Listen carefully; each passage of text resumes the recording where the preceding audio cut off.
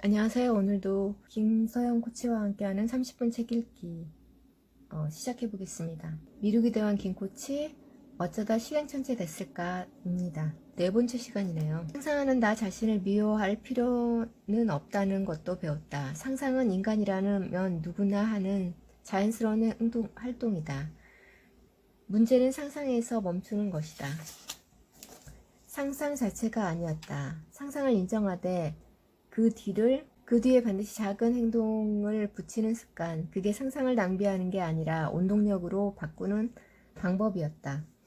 흥미롭게도 상상을 짧게 줄이고 행동으로 빨리 넘어가기 시작하니 오히려 상상 자체가 더 선명해졌다. 막연히 근사한 미래를 그리던 것에서 구체적인 다음 단계를 그리는 것으로 바뀐 것이다. 언젠가 이렇게 되면 좋겠다가 아니라 다음 주엔 이만큼 해보자는 식의 훨씬 실현 가능한 그림이었다. 지금 돌아보면 상상은 나쁜 게 아니라 방향을 알려주는 나침반 같은 역할을 한다. 다만 나침반을 보는 데서 멈추지 않고 실제로 발을 떼는 게 필요했을 뿐이다. 침대에 누워 상상하던 그 많은 밤들을 아깝게 여기지 않는다. 그 상상들이 결국 지금 이 책의 소재가 되었으니까. 다만 이제는 상상 뒤에 반드시 그래서 오늘은 이라는 질문을 붙인다. 이 질문 하나가 있고 없고의 차이가 상상만 하던 사람과 실제 해낸 사람이 오늘 갈랐다. 상상을 완전히 끊어내려 했다면 아마 실패했을 것이다. 대신 상상을 짧게 허락하고 곧바로 행동으로 넘기는 방식이 훨씬 지속 가능했다.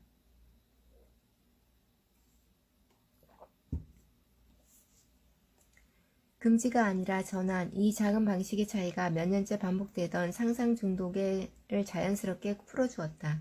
지금도 마음에 들뜨는 상상이 떠오르면 굳이 억누르지 않는다. 다만 그 상상이 3분을 넘기지 않도록 타이머를 맞추듯 스스로 제한을 둔다. 3분이 지나면 무조건 몸을 움직인다. 이 작은 규칙 하나가 상상과 현실 사이의 거리를 꾸준히 좁혀준다. 3분이라는 숫자에 특별한 의미가 있는 건 아니다. 다만 상상에 완전히 잠기기 전 스스로를 붙잡을 수 있는 짧은 시간이면 충분하다. 이 규칙을 세우고 나서 상상은 더 이상 나를 가두는 함정이 아니라 잠깐 들렀다가 가는 정거장 같은 것이 됐다. 돌아보면 상상 자체를 좌시할 필요는 없었다. 오히려 상상이 없었다면 애초에 뭔가를 시작하고 싶다는 생각조차 생기지 않았을 것이다. 문제는 상상의 유무가 아니라 상상과 행동 사이의 순서였다. 상상을 먼저 실컷 즐기고 행동은 나중으로 미루는 순서 대신 아주 짧은 상상 뒤에 곧바로 행동을 붙이는 순서로 바뀌는 것이다. 이 순서 하나를 바꾸는 것만으로 몇 년째 제자리였던 여러 계획들이 실제로 움직이기 시작했다.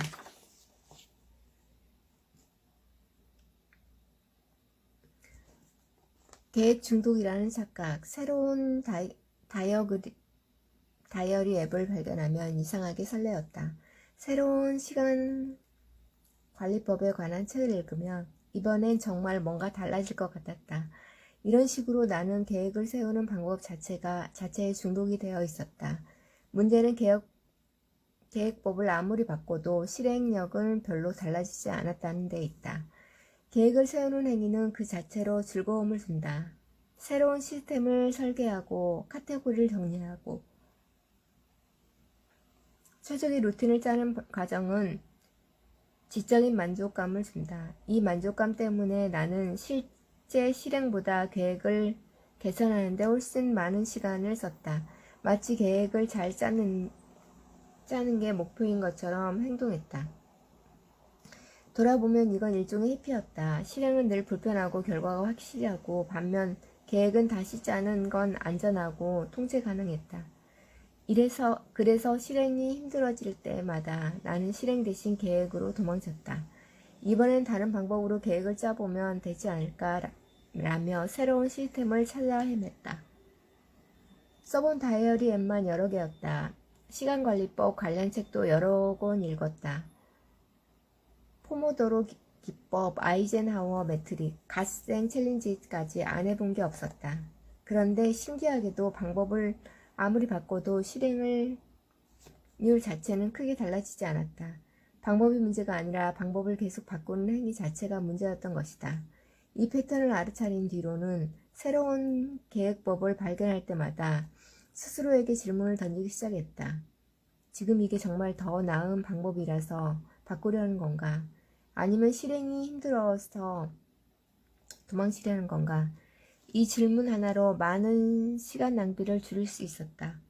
완벽한 계획법은 세상에 없다는 것도 받아들이게 됐다. 어떤 시스템을 쓰던 결국 중요한 건 오늘 하나라도 실행하느냐였다. 지금은 새로운 계획법에 눈이 갈 때마다 일단 지금 쓰는 방법으로 한 달만 더 버텨보자고 스스로를 다독였다. 계획을 바꾸는 것보다 계획을 계속 바꾸고 싶어하는 마음을 다스리는 게 훨씬 중요한 기술이었다. 돌아보면 계획법을 자꾸 바꾸던 시기는 신기하게도 삶에서 가장 스트레스가 많던 시기와 겹쳤다. 일이 잘 안 풀리거나 불안할 때마다 나는 새로운 시스템을 찾아 헤맸다. 마치 완벽한 시스템을 찾으면 불안도 함께 사라질 것처럼 굴었다.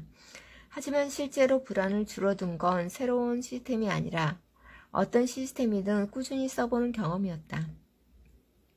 다이어리 앱을 세 번째로 바꿨을 때보다 하나의 방식을 석 달 넘게 유지했을 때 훨씬 안정감을 느꼈다. 도구를 바꾸는 게 아니라 지속하는 것 자체가 안정감의 온천이었다. 이 사실을 깨닫고 나서 새로운 계획법에 관한 정보를 일부러 덜 찾아보기 시작했다. 정보를 많이 알수록 비교할 대상이 늘고 비교할 대상이 늘수록 지금 쓰는 방법의 단점이 더 크게 보였다. 정보의 홍수 속에서 오히려 실행이 흔들렸다. 지금 어떤 방법이든 최소 2달은 그대로 써보자는 원칙을 갖고 있다. 2달 동안 다른 방법에 눈을 돌리지 않는다. 이 원칙 하나로 예전처럼 정신없이 시스템만 바꾸다 끝나는 일을 크게 줄었다. 계획을 잘 세우는 사람과 계획을 잘 지키는 사람은 완전히 다른 능력이라는 것도 이 과정에서 배웠다. 전자는 정리하고 상상하는 능력이고 후자는 지루함을 견디며 반복하는 능력이다. 나는 오랫동안 전자의 능력만 키우면서 정작 필요했던 후자의 능력을 방치하고 있었다. 도구를 탓하는 대신 실행 그 자체를 집중하기 시작하면서부터 비로소 앞으로 나가기 시작했다. 사장에서 다루는 4가지 모습, 예쁜 다이어리, 거창한 목표, 달콤한 상상, 끝없는 계획법, 탐색은 결국 하나의 뿌리에서 나온 가지들이었다. 모두 실행이라는 불편한 진짜 과제를 피해 계획이라는 안전한 영역에 머물고 싶어하는 마음이었다. 이 뿌리를 알아차린 뒤로는 계획하는 시간 자체를 의식적으로 짧게 줄이기 시작했다. 지금은 계획을 세우는데 5분 이상 쓰지 않으려 한다. 5분이 지나면 무조건 첫 번째 행동으로 넘어간다. 이 규칙 하나가 계획이라는 안전지대에 오래 머물고 싶어하는 마음을 붙잡아두는 든든한 장치가 됐다. 사장을 정리하며 스스로에게 물었다. 계획을 세우는 나와 실행하는 나 둘 중 어느 쪽에 더 많은 박수를 보내왔는지. 부끄럽게도 늘 전자였다. 근사한 계획표를 완성했을 때 스스로를 칭찬했지. 어설프게라도 뭔가를 해냈을 때는 오히려 인색했다. 이제는 그 박수의 방향을 바꾸려 한다. 계획이 아니라 실행에, 시작이 아니라 완수에 박수를 보내는 쪽이다. 이 박수의 방향을 바꾸는 연습은 아주 구체적으로 실천했다. 계획을 새로 세우는 날에는 일부러 스스로를 칭찬하지 않았다. 대신 아무리 작은 행동이라도 실제 해낸 날에만 잘했다는 말을 스스로에게 건넸다. 이 작은 규칙 하나가 계획 세우기에 쏠려있던 마음의 무게중심을 서서히 실행 쪽으로 옮겨주었다. 계획하는 사람에게서 실행하는 사람으로 무게중심을 옮기고 나니 남은 건 그동안 쌓인 실패의 기억과 무너진 자존감을 어떻게 다룰 것인가였다. 아무리 작게 시작해도 과거의 상처가 발목을 잡을 때가 있었다.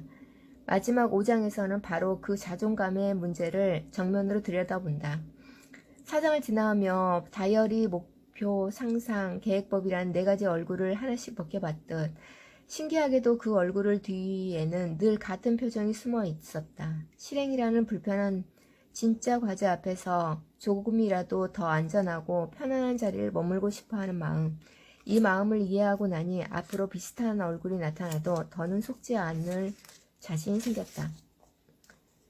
5장 무너지지 않는 자존감이 진짜 이유. 오늘 미룬 내일은 내가 더 무거워진다. 못다한 일이 쌓이면 자책이 시작된다. 하루 이틀 계획을 못 지키는 건 사실 큰 문제가 아니다. 진짜 문제는 그게 쌓였을 때 시작된다.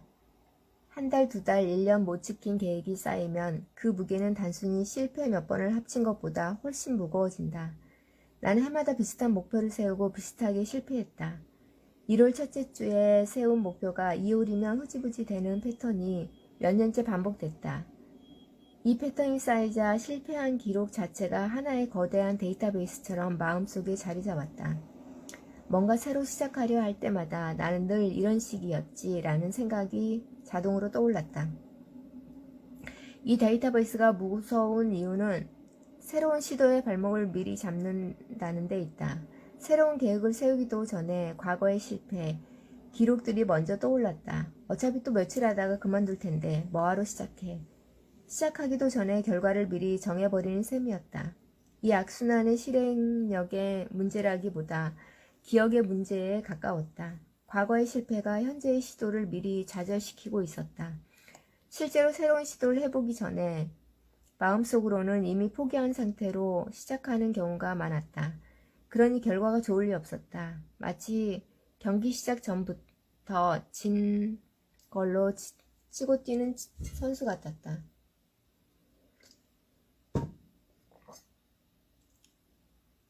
이 고리를 끊으려고 새로운 종류의 기록이 필요했다. 실패의 기록만 쌓여있던 마음속 장부에 성공의 기록을 새로 채워넣어야 했다. 작더라도 실제 해낸 경험이 쌓여야 과거의 실패 기록이 조금씩 힘을 잃기 시작했다. 돌아보면 자존감 회복의 시작은 대단한 성취가 아니었다. 아주 작은 행동을 실제로 해내고 그 사실을 스스로 인정해주는 것부터였다. 오늘은 이거 하나는 했다는 말은 스스로에게 해주는 것. 이 사소한 인정이 반복되면 실패의 데이터베이스 옆에 성공의 데이터베이스가 서서히 쌓이기 시작했다. 시간이 걸리는 일이었다. 몇 년치 기록의 실패의 기록을 몇 주짜리 성공의 기록이 단번에 뒤집을 수 없었다. 하지만 방향만은 분명히 바뀌고 있었다. 돌아보면 자책이라는 감정에도 나름의 리듬이 있었다. 처음엔 오늘 못했네 라는 가벼운 아쉬움으로 시작해서 며칠 쌓이면 나는 왜 이럴까 라는 자기 비난으로 커졌다. 그리고 그게 몇 주 쌓이면 나는 원래 이런 사람이라는 체념으로 굳어졌다. 이 흐름을 이해하고 나니 어느 단계에서 멈춰야 할지 보였다. 가장 효과적인 지점은 가장 초반 가벼운 아쉬움 단계였다. 그 단계에서 오늘은 못했지만 내일 다시 하면 된다고 넘기면 자기 비난 단계로 넘어가지 않았다. 문제는 그 초반의 아쉬움을 방치했을 때 눈덩이처럼 불어난다는 점이었다. 이후로는 하루를 마무리할 때 짧은 의식을 만들었다. 오늘 못한 일이 있어도 그럴 수도 있다. 내일 하면 된다는 문장을 소리내어 말하는 것이다. 유치하게 느껴졌지만 이 문장을 반복하는 것만으로 자책이 눈덩이처럼 불어나는 걸 막을 수 있었다.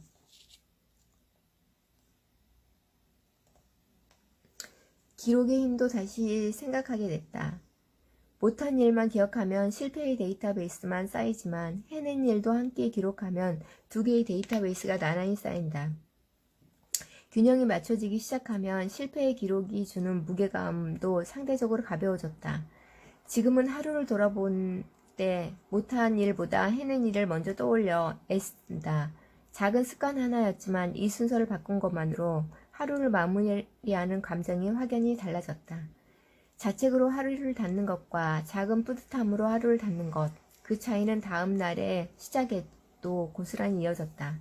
주변을 둘러보면 자책이 심한 사람일수록 오히려 다음 시도를 더 두려워하는 경우가 많았다.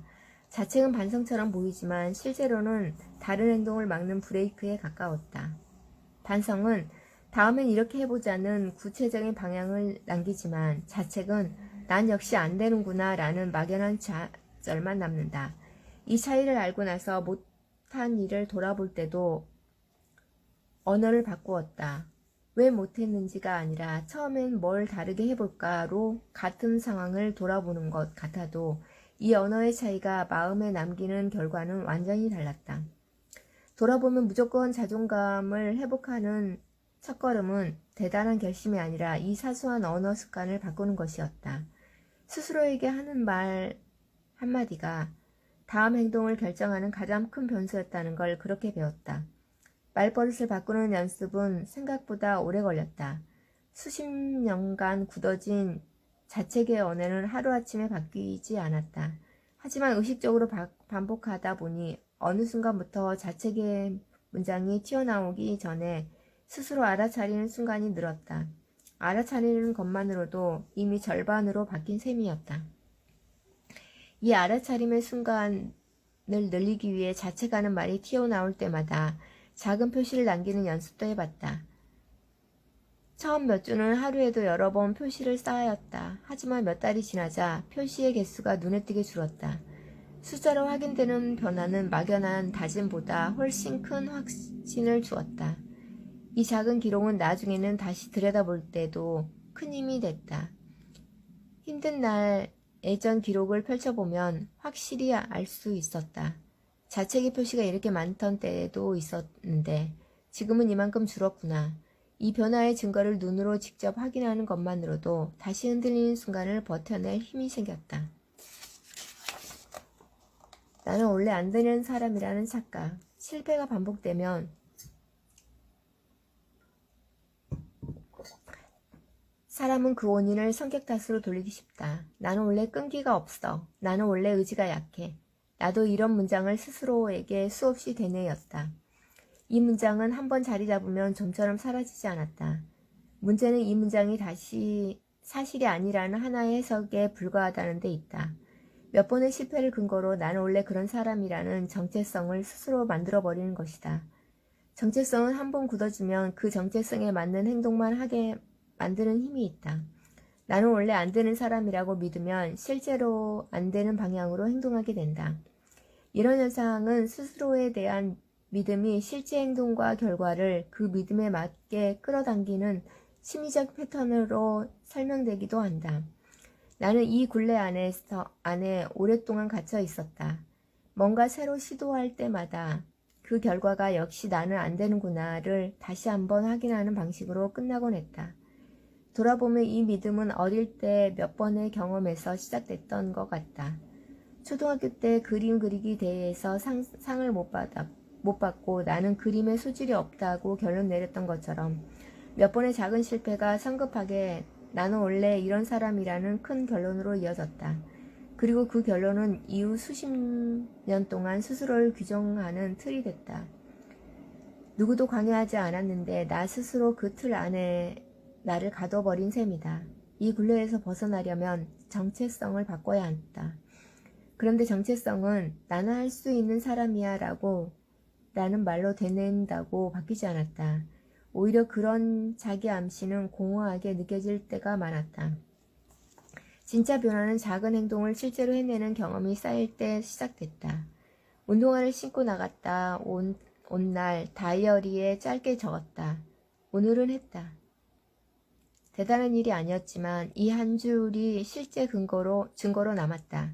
이런 증거가 하나둘 쌓이면서 나는 안 되는 사람이라는 믿음이 서서히 나도 할 수 있는 사람으로 바뀌기 시작했다. 이 변화를 겪으면서 정체성이라는 게 생각보다 훨씬 유동적이라는 걸 알게 됐다. 나는 정체성을 마치 타고난 성격처럼 바뀔 수 없는 무언가로 여기고 있었다. 하지만 실제로는 최근에 행동 몇 가지가 쌓여 만들어진 꽤 최신 버전의 이야기에 불과했다. 나는 원래 이런 사람이라는 문장에서 원래라는 단어를 다시 들여다봤다.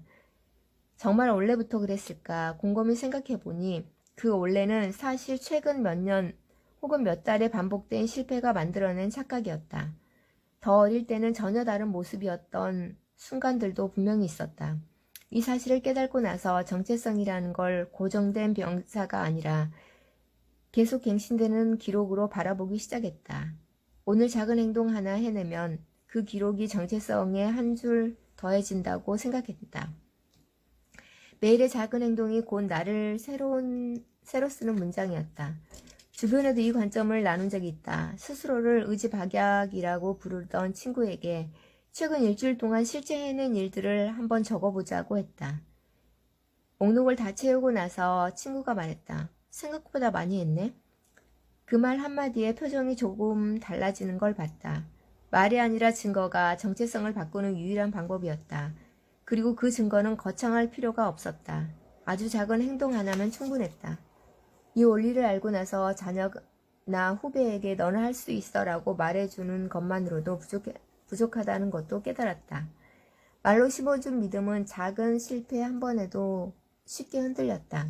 반면 스스로 작은 성공을 직접 경험하게 해주면 그 믿음은 훨씬 단단하게 뿌리내렸다. 남이 심어준 확신보다 스스로 증명한 확신이 오래갔다. 지금도 누군가 스스로를 안 되는 사람이라고 말할 때 굳이 반박하려 애쓰지 않는다. 대신 이번 주 실제 해낸 아주 작은 일이 있는지 물어본다. 말로 설득하는 대신 그 사람 스스로 증거를 찾아보게 하는 것이 훨씬 힘이 세다는 걸 경험으로 배웠기 때문이다. 정체성이라는 이야기는 결국 스스로에게 들려주는 가장 긴 이야기이다. 그 이야기의 저자는 남이 아니라 나 자신이다. 매일 어떤 문장을 새로 써 넣을지는 결국 오늘 내가 하는 작은 행동에 달려있다. 이 관점을 갖게 된 뒤로 나는 스스로에 대한 이야기를 조금 더 조심스럽게 다루게 됐다. 나는 안 되는 사람이라는 문장 하나를 무심코 뱉는 것이 그 이야기를 다음 장 미리 정해버린 일이라는 걸 알았기 때문이다. 지금은 그런 문장을 튀어나오려 할 때마다 잠깐 멈추고 다른 문장으로 바꿔 말한다. 말을 바꾸는 연습은 아이에게 새 언어를 가르치는 것과 비슷했다. 처음엔 어색하고 자꾸 예전 표현으로 돌아가려 했지만 반복할수록 새 표현이 입에 붙었다. 지금은 나는 안 되는 사람이라는 문장이 거의 떠오르지 않는다. 대신 이번엔 뭘 작게 해볼까라는 문장이 자연스럽게 자리를 대신하고 있다. 이 언어의 재현환이 완성되기까지 걸린 시간을 정확히 세어본 적은 없다. 다만 어느 날 문득 예전이라면 반사적으로 나왔을 자책의 말이 더 이상 떠오르지 않는다는 걸 알아챈 순간이었다. 그 순간이야말로 오랜 시간 쌓아온 작은 증거들이 마침내 정체성을 바꿔놓았다는 확실한 신호였다. 작은 실패가 뇌에 남긴 흔적. 실패는 그냥 지나가지 않는다. 뇌에 흔적을 남긴다. 새로운 행동을 시도했다가 실패하면 뇌는 그 행동과 부정적인 감정을 하나로 묶어서 기억한다. 다음번에 비슷한 상황이 오면 뇌는 이성적 판단보다 먼저 그 부정적 기억을 꺼내든다. 운동을 몇 번 시도했다가 그만둔 경험이 쌓이면 운동이라는 단어 자체의 부담과 죄책감이 자연스럽게 따라붙는다. 그러면 다음엔 운동을 다시 시작하려 할 때 실제로 몸을 움직이기 전에 이미 마음이 무거워진다. 이건 의지의 문제가 아니라 뇌에 이미 새겨진 부정적인 연결고리의 문제였다. 나는 이 흔적의 존재를 오랫동안 알아차리지 못했다. 매번 새로운 마음으로 다시 시작한다고 생각했지만 사실은 과거의 실패 흔적을 그대로 짊어진 채로 시작하고 있었다. 그러니 새로 시작해도 이미 절반은 지친 상태에서 출발하는 셈이었다. 이 흔적은 시간이 지난다고 저절로 사라지지 않았다. 오히려 비슷한 실패가 반복될수록 흔적은 더 깊어졌다. 헬스장을 3번째 그만뒀을 때, 첫 번째 그만뒀을 때보다 훨씬 강한 거부감이 운동이라는 단어에 붙어 있었다. 실패가 쌓일수록 다음 시도는 더 어려워지는 구조였다. 이 흔적을 지우는 유일한 방법은 그 위에 새로운 흔적을 덮어쓰는 것이었다. 실패의 기억이 남긴 부정적인 연결고리 위에 작은 성공의 경험을 반복해서 쌓아 올리는 것. 이 과정은 느리고 눈에 잘 띄지 않았지만 확실히 효과가 있었다. 운동화만 신고 벗는 것부터 다시 시작했을 때 처음엔 그 작은 행동에도 옛 거부감이 살짝 묻어 있었다. 하지만 그 행동을 매일 반복하면서 운동화 신기라는 행동과 이번엔 부담이 아니라 성취감이 연결되기 시작했다. 이 재학습 과정은 생각보다 섬세했다. 며칠은 여전히 거의 거부감이 불쑥불쑥 올라왔다. 이거 하나 또 그만두는 거 아니야? 라는 의심이 계속 따라붙었다. 하지만 그 의심을 무시하고 그냥 작은 행동을 반복하는 것 외에는 다른 방법이 없었다. 흥미로운 건 이 재학습이 특정 행동에만 국한되지 않고 조금씩 번져갔다는 점이다. 운동화 신기에 거부감이 옅어지자 비슷하게 부정적 흔적이 남아있던 다른 행동들, 이를테면 책을 펼치기나 글쓰기에 대한 거부감도 한결 옅어지긴 걸 느꼈다. 돌아보면 뇌는 하나의 성공을 경험한다. 그 성공의 감각을 다른 영역에도 조금씩 적용하는 것 같았다. 이것도 되네라는 감각이 그럼 저것도 되지 않을까라는 확장으로 이어졌다. 작은 성공 하나가 생각보다 훨씬 넓은 범위에 영향을 미치고 있었다. 몇 주가 지나자 예전엔 무겁게 느껴졌던 그 단어가 훨씬 가볍게 느껴졌다. 이제는 운동화라는 단어를 들면 부담보다 익숙함이 먼저 떠오른다. 이 변화가 실제 일어나는 걸 직접 경험하기 전까지는 믿기 어려웠다. 작은 성공이 쌓일수록 뇌에 새겨진 흔적도 조금씩 다시 쓰이고 있었다. 지우는 게 아니라 덮는 것. 이 원리는 운동뿐 아니라 이후 책 읽기와 글쓰기를 다시 시작할 때도 똑같이 적용됐다. 이 재학습에는 인내가 필요했다. 며칠 만에 흔적이 지워지길 바랬지만 실제로는 몇 주, 어떤 경우에는 몇 달이 걸렸다. 조급해하지 않는 것도 훈련이었다. 오늘 하루의 작은 행동이 당장 큰 변화를 만들어내지 않았다. 그 하루가 쌓이고 있다는 사실만으로 충분히 스스로를 다독였다. 돌아보면 이 더딤을 견디는 힘도 결국 작은 성공에서 나왔다. 어제보다 오늘이 조금 더 가벼워졌다는 감각, 그 미세한 차이를 알아차리는 것, 그것이 몇 달의 더딘 과정을 버티게 해준 유일한 연료였다. 지금도 오래된 흔적이 완전히 사라졌다고 말하기는 어렵다. 다만 예전만큼 크게 나를 붙잡지 않을 뿐이다. 흔적을 완벽히 지우는 것의 목표가 아니라 그 흔적보다 조금 더 큰 목소리로 그래도 해보자 라고 말할 수 있게 되는 것, 이거면 충분했다. 뇌의 흔적을 다시 쓰는 이 과정을 겪고 나서 실패라는 단어를 조금 다르게 받아들이게 됐다. 실패는 끝이 아니라 다시 시도해서 무엇을 조금 다르게 할지 알려주는 데이터에 가까웠다. 이 관점을 가지니 새로운 시도 앞에서 예전만큼 몸이 굳지 않았다. 실패를 데이터로 바라보는 습관, 다른 영역에도 그대로 적용됐다. 일이 잘 안 풀리는 날, 예전 같으면 하루 종일 기분이 가라앉았을 텐데 지금은 오늘의 데이터는 이거였구나 하고 조금 더 담백하게 넘길 수 있게 됐다. 감정의 크기가 줄어든 만큼 다음 시도까지 걸리는 시간도 짧아졌다. 이 담백함은 하루아침에 생기지 않았다. 처음엔 실패를 데이터라고 말하면서도 속으로 여전히 아프고 속상했다. 하지만 그 문장을 계속 되뇌이다 보니 어느 순간 정말로 감정의 무게가 가벼워지는 걸 느꼈다. 말이 먼저 감정을 이끄는 경우도 있다는 걸 그렇게 직접 경험했다.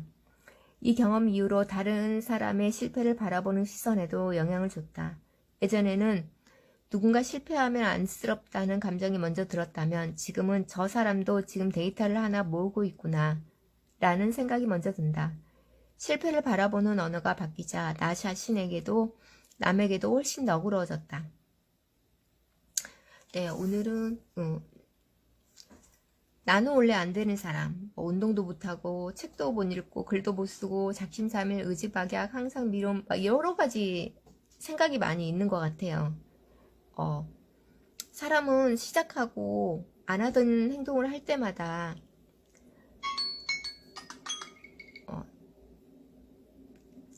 편도체가 이렇게 반응을 하고 있죠. 막고 있죠. 아, 저거는 위험할 수도 있어 라고 막고 있는데 사람들은 그 막는 것을 보는 게 아니라 아, 위험하다, 하지 말자, 이게 되는 것 같아요. 그래서 너무 거창하게 시작하려 하지 않고 작게 하루 시작하고 그걸 해냄으로써 아, 나를 칭찬하는 그런 것들이 반복되었을 때 자존감도 높아지고 할 수 있는 힘이 더 생기는 것 같습니다.